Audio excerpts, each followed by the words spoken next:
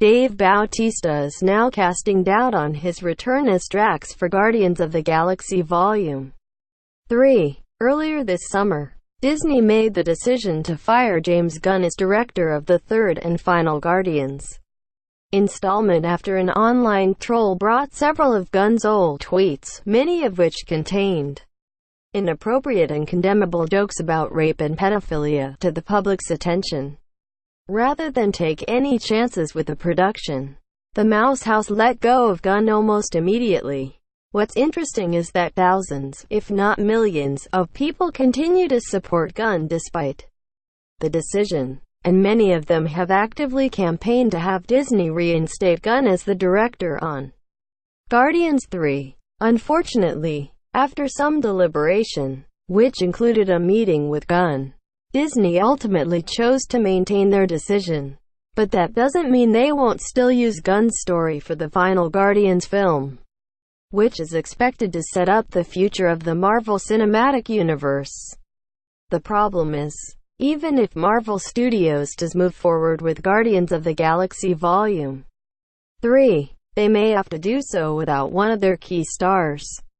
Related, Bautista doesn't regret spoiling Drax Avengers for return. In an interview on the Jonathan Ross show, Bautista cast doubt on whether or not he would reprise his role as Drax in Guardians of the Galaxy Volume 3, specifically because he's unhappy with what happened with James Gunn. In response to being asked about the possibility of not appearing in the third film, Bautista said, "Yeah, there's a bit of an issue. It's a bittersweet conversation. No, it's a bitter conversation because I'm not really happy with what they've done with James Gunn. They're putting the movie off, it's on hold indefinitely, and to be honest with you, I don't know if I want to work for Disney. You know, I've been very vocal about the way I feel, and I'm not afraid to admit how I feel.